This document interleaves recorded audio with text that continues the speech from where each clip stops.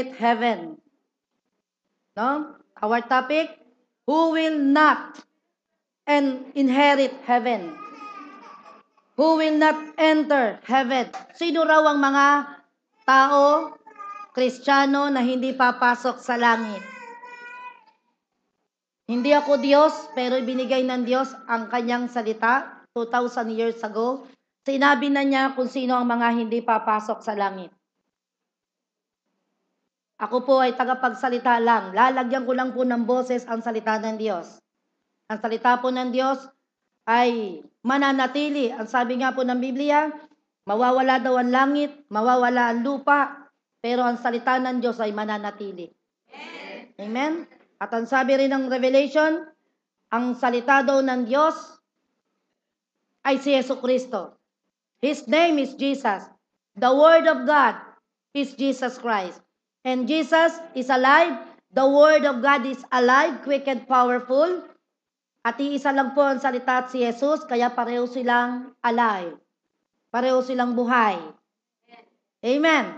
So pumunta na po tayo sa ating mensahe. 1 Corinthians 6, verse 9 to 11. Ang sabi rito, hindi ba ninyo alam? Nagtatanong si Pablo, na ang mga makasalanan ay walang bahagi sa kaharian ng Diyos. Alam naman natin, di ba? Pero marami ang nakakalimot. This is a warning at reminders para sa ating mga Kristiyano. Ang sabi rito, huwag ninyong dayain ang inyong mga sarili. So, sino ang dumadaya daw? Sarili natin. No? Kaya ito ay paalala sa mga Kristiyano na medyo nakakalimot at kampante na siya ay papasok sa langit. Amen?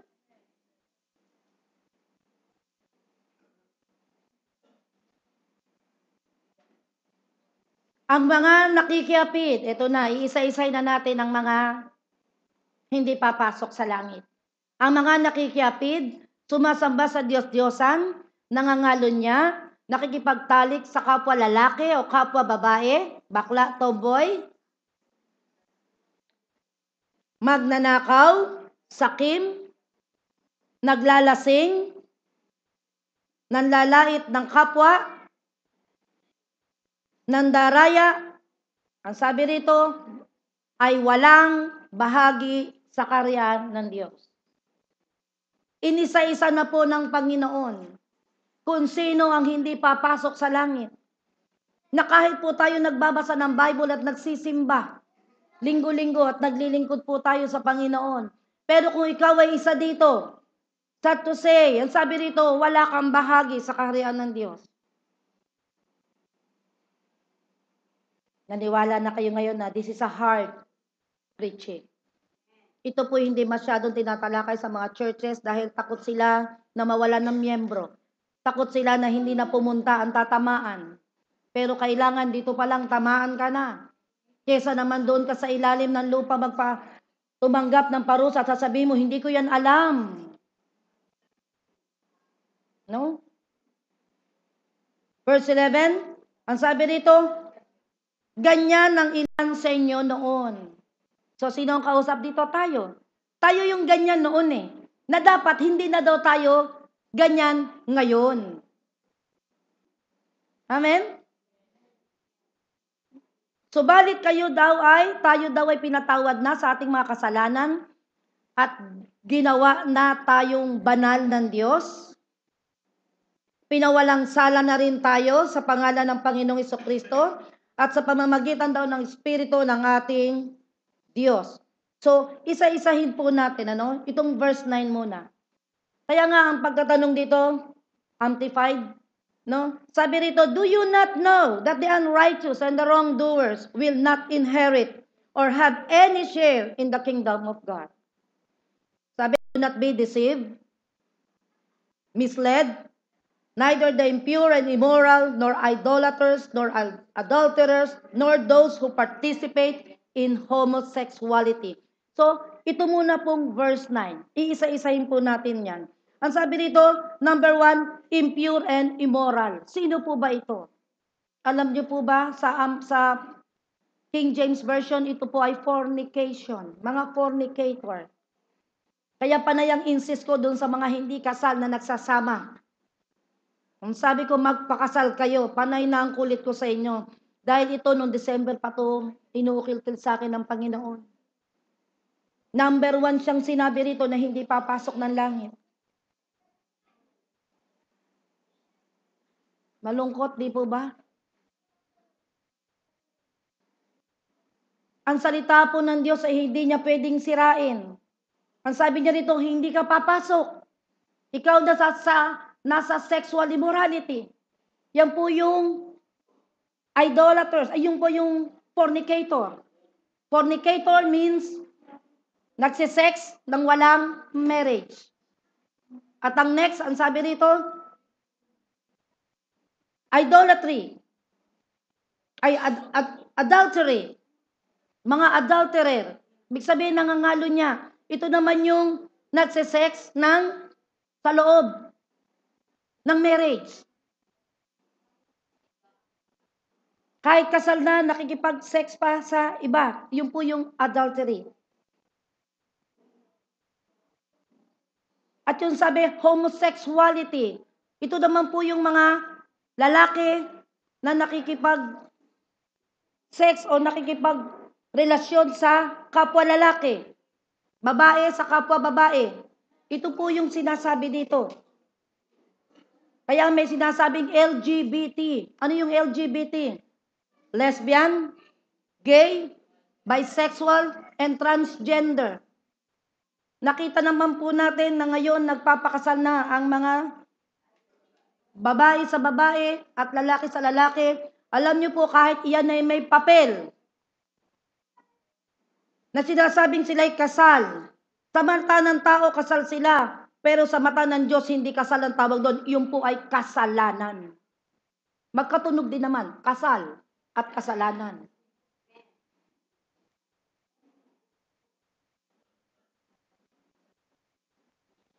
Ang sabi rito, nakakalungkot, hindi ka magkakaroon ng mana sa langit. Hindi ka pwede sa langit.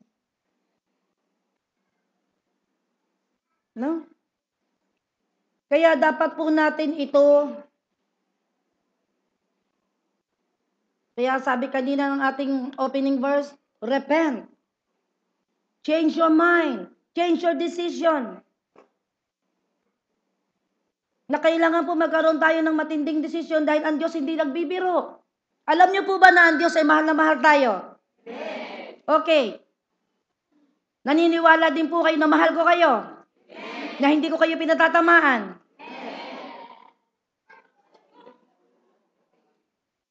Alam niyo po ba na ang Diyos kaya po bumaba, isang espiritu na bumaba, nagkatawan tao, namatay sa krus, inako lahat ang sakit at karamdaman na yan, binayaran niyan lahat ang ating kasalanan upang tayo ay hindi pumunta sa impyerno.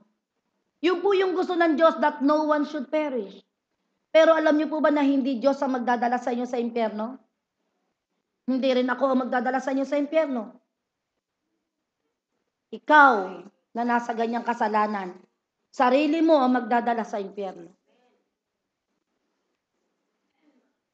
That's why I'm always insisting, please, asikasuhin mo na yung kasal mo.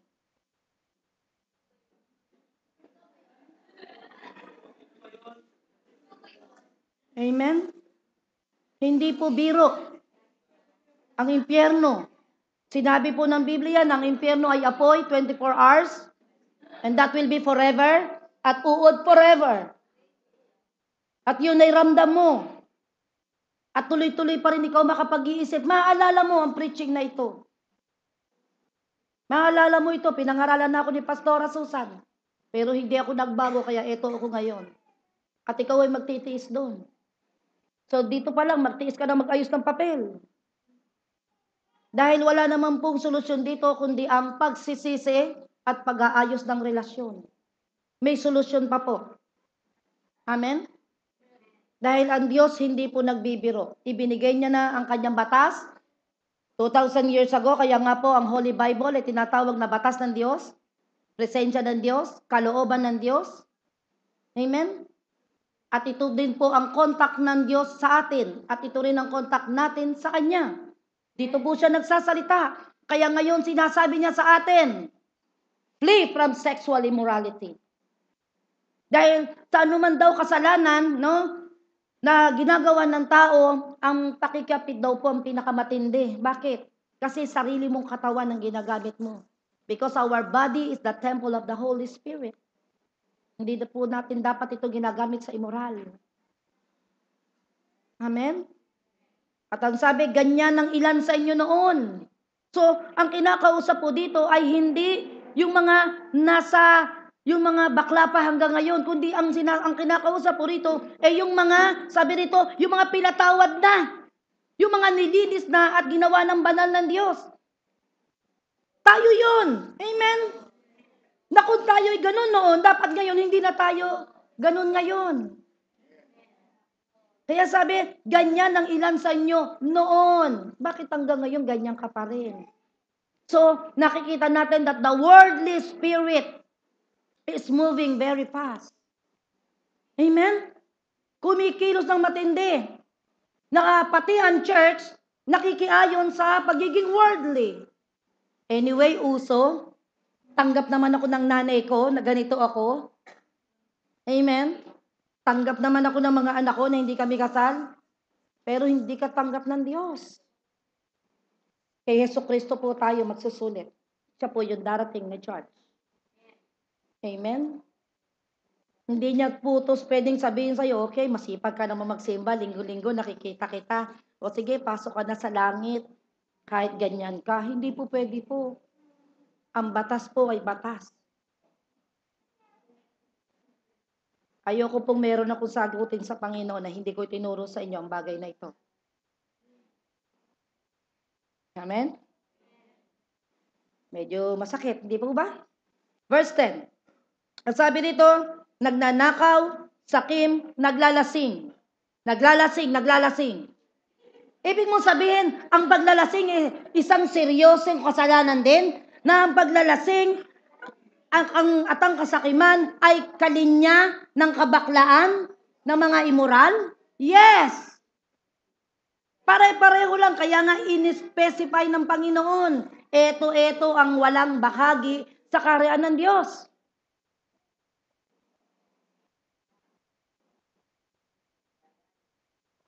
Tahimik lahat. At hindi lang yung mga naglalasing. Pati daw yung nanlalait ng kapwa. Ito po yung mga chismoso at chismosa. Yung mga nagbibiro na nakakasakit na nanlalait na. Hello?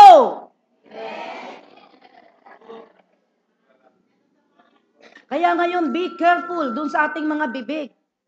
Na pag nasaktan yung sinasabihan, joke lang. Biglang babawi ng ganun. Hindi po, nasaktan na yun eh. Nakapanlait ka na eh. At ang sabi, wala kang bahagi sa kaharian ng Diyos. Nakakalaglag balikat, di po ba? At least, alam mo na ngayon, mag-iingat ka na ngayon. Amen?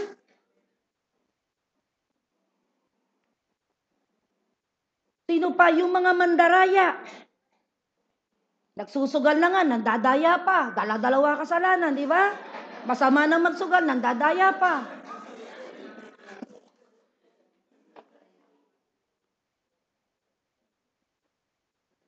Ang sabi, wala kang bahagi sa kaharian ng Diyos. Hindi na po natin masisisi ang Panginoong Yesus. 2,000 taon na sumisigaw siya, repent, change your mind. At ang sabi, crying out. Umiiyak ang Panginoong Yesus, please, repent. For the kingdom of God is at hand. Malapit na akong dumating, sabi niya. And 2015, meron pong 2 blood moon na darating. April 4 and September 28, 2015. At sinasabi ko po sa inyo that blood moon is a bad omen to Israel. Ano po ang simbolo ng blood moon? This is war. At ang sabi ng Revelation, di ba? Pag nagkaroon ng World War III, 2/3 of the total population ang mamamatay. 1/3 lang po matitira. Ngayon po 7 billion ang tao sa mundo. So ilan ang matitira? 2/3. 1/3. Dahil 2/3 ang mamamatay eh. So yung 1/3, ito yung pamamahalaan ni Antikristo. Pero wala na tayo doon. Amen? Yung mga nalinis na, pinatawad na, at pinabanal na ng Panginoon. Galit ba kayo sa akin? Ang sasama ng tingin nyo eh. Parang, ba't ba ako nakasimba-simba pa ngayon? Ano?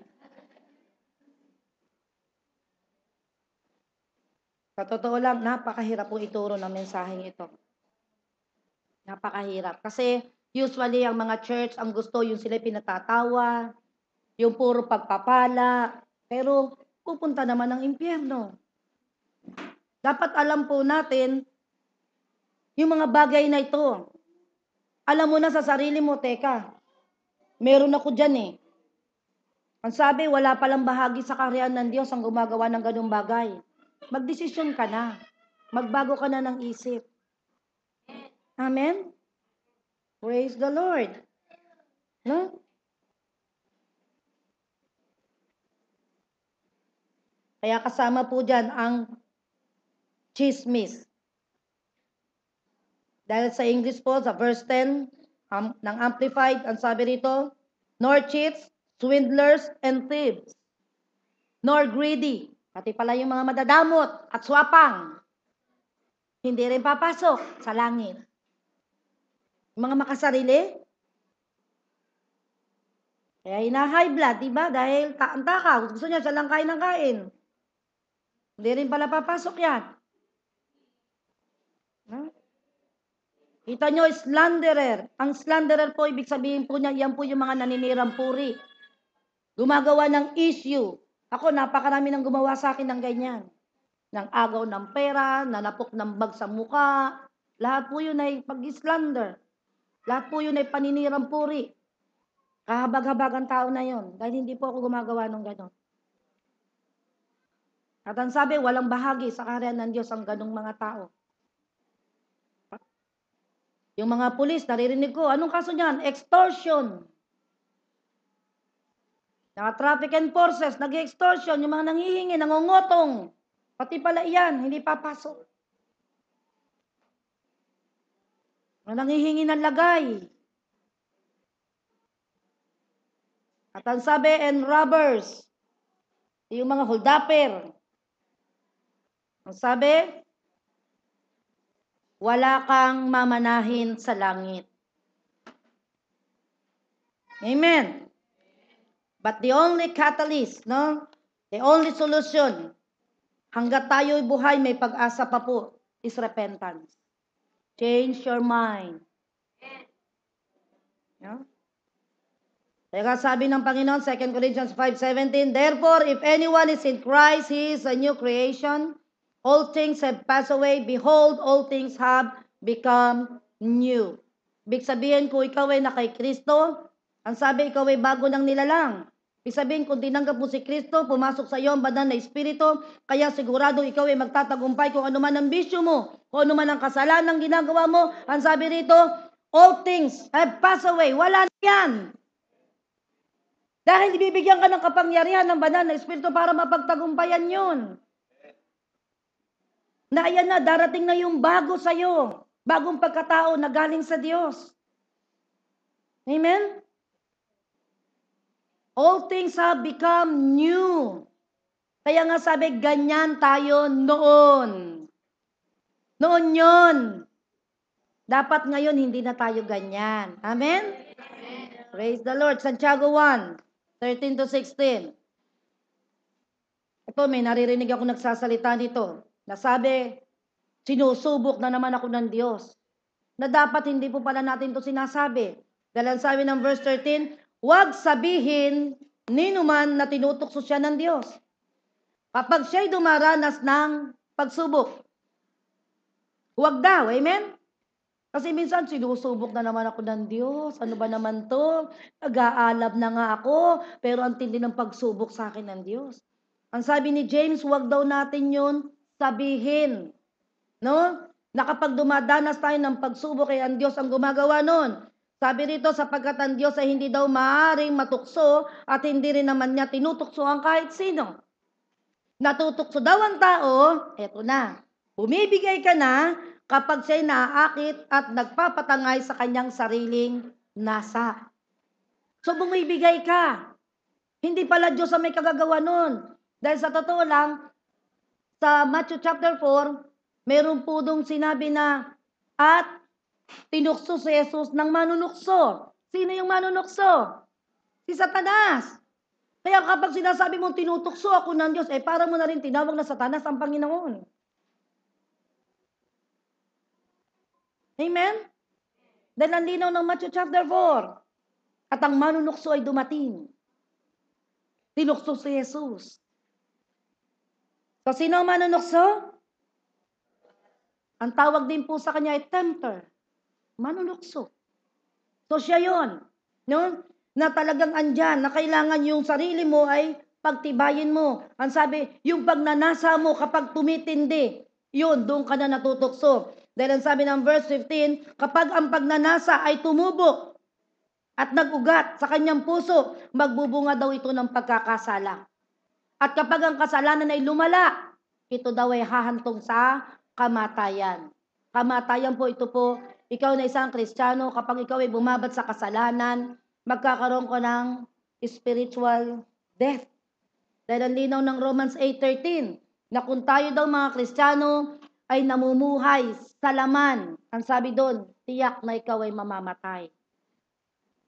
So dapat tayo po mga buhay na sa Espiritu, kailangan po ay tayo ay hindi na namumuhay sa laman, kundi namumuhay na ayon sa gusto ng Panginoon at sa Espiritu. Amen? Ngayon, sino ang papasok ng langit? Wala nang tumaas ng kamay. Kanina nakita ko lahat ng mga kamay. Ngayon ayaw na. Dahil meron ba kayo doon? So salamat sa Diyos dahil ngayon ay kinakausap tayo ng Panginoon. Mahal na mahal niya tayo. Amen? Praise God. No? Kaya nga, ang verse 16, tingnan nyo. Huwag kayong padaya. Sino ang kausap? Mga kapatid kong minamahal. So ang kausap ay tayo. Mga Kristiyano. Na kapag ikaw ay nasa tukso, nasa problema, wag mo sabihin, ano ba naman ito, Panginoon? Bakit ito na naman? Hindi po Panginoon ang may kasalanan. Yung sarili mo yun, yung pagnanasa mo, yung damdamin mo. Bakit ka bumabaksak? Kasi nga, di ba, ang pagkain ng kaluluwa, which is emotion, is the Word of God. Kapag ikaw ay nagkukulang na sa salita ng Diyos, babaksak ka talaga. Bibigay ka. Pagbibigyan mo ang iyong laman. Kasi lumalakas ang laman mo kapag hindi mo yan pinapatay ng salita ng Diyos. Meron pong labanan na nangyayari lagi. Yung ating spirito at ang ating laman, magkaiba ng gusto yan. At ang magdidesisyon po dyan ay yung ating kaluluwa. At ang kaluluwa po ay kakampi sa ating spirito kapag po tayo ay laging nagbabasa ng Word of God. Amen? Para yung mga tukso na dumarating ay mapaglalabanan mo, maiisip mo, sasabihin mo, ay, teka, mali yan. Meron kang kakayahan at lakas na sabihin, no. Pero pag wala po kayong Word of God, pag wala po kayong prayer, babaksak ka talaga. Dahil malinaw po ang Matthew 26:41, na ang sabi doon, pray so that you will not fall into temptation. Because the flesh is weak, but the spirit is willing. Manalangin daw tayo para hindi tayo mahulog sa tukso. So, sino nakukulong sa tukso? Yung nagkukulang sa panalangin at nagkukulang ng pakikipagrelasyon sa Diyos. Amen. Galit pa ba kayo sa akin? 1 Peter 4:18. Ito naman po ang sabi ni Pedro sa atin, tulad ng sinasabi ng kasulatan, it is written down in the scripture, kung ang taong matuwid, mga born again, ay napakahirap maligtas. No? Ang di kumikilala sa Diyos, paano pa maliligtas? Tayo ang sinasabihan dito eh. Oo nga naman eh. Tayo mga Kristiyano na eh. Para bang ang hirap-hirap pumasok sa langit. Bakit? Nandun pa tayo eh. Meron pa tayong alam nating na magpapadisqualified sa atin sa langit. Kaya napakahirap daw maligtas yung matuwid. Sino yung matuwid? Yung mga tumanggap na kay Jesus Christ as Lord and Savior. Ang tawag sa iyo ay matuwid. Kaya nga binigay sa iyo ang Holy Spirit para ikaw ay tulungan na magtuloy-tuloy sa kalooban ng Diyos. At huwag niyong menusin si Holy Spirit. Siya po ay Diyos. Kaya lang ang Diyos ay hindi namumwersa. Kailangan free will mo siyang susundin. Amen. Awit 119 verse 89. Forever, O Lord, your word is settled in heaven. Kaya kailangan po natin paniwalaan ng Biblia dahil alam nyo ba, sinasabi ng iba, nako, yung Biblia na yan sinulat lang naman ng tao. Excuse me, ang sabi rito, it is settled in heaven. Ito ay inaprubahan at ginawa sa langit. Amen? Na ang banal na Espiritu ay pumasok lang sa tao para isulat itong salita na to, itong batas ng Diyos para basahin ng lahat ng tao. Para hindi siya sisihin, na hindi siya nagbigay ng warning. Pagkukulang mo to kung hindi ka magbabasa. Ang sabi, this is settled in heaven. Sa langit ito, inaprubahan ng Trinity, God the Father, God the Son, and God the Holy Spirit. Kaya never natin sasabihin, gawa lang naman ng tao yan. No, lahat po na nakasulat dyan, kita nyo, lahat natutupad. Kasi nga, ito ay salita ng Panginoon. Revelation 19:13, last verse. Nakakahinga na siguro, sabi niya, sana matapos na yung mensahe na yan. Sabi dito, he was clothed with a robe dipped in blood, and his name is called the Word of God. Yung he po dyan ay si Jesus Christ. Ang sabi dito, Jesus was clothed with a robe dipped in blood, and his name is called the Word of God. Ibig sabihin, sabi, si Jesus daw ay yung salita ng Diyos. Ang pangalan daw ni Jesus na yung punong-puno ng dugo ang kanyang damit, ang sabi, ang pangalan niya ay salita ng Diyos. Kaya ito pong Holy Scripture, ito pong salita ng Diyos. That every time na binabasa mo, Jesus is talking to you. Ito po yung contact ng Diyos sa atin. At ito rin, yung contact natin sa Kanya. Dito siya nagsasalita ang Diyos sa atin, sa salita ng Diyos. That's why the Word of God is alive. This is quick and powerful. Sino daw yung Word of God? Si Jesus. Kaya nga, di ba sabi, mawawala ang langit, mawawala ang lupa, pero ang salita ng Diyos mananatili. Bakit? Kasi si Jesus yung salita ng Diyos. Hindi siya namamatay dahil siya ay Diyos. Amen? So ngayon, tayo po ba'y handa ng magsisi tumalikod? Pwede po ba tayong tumayo?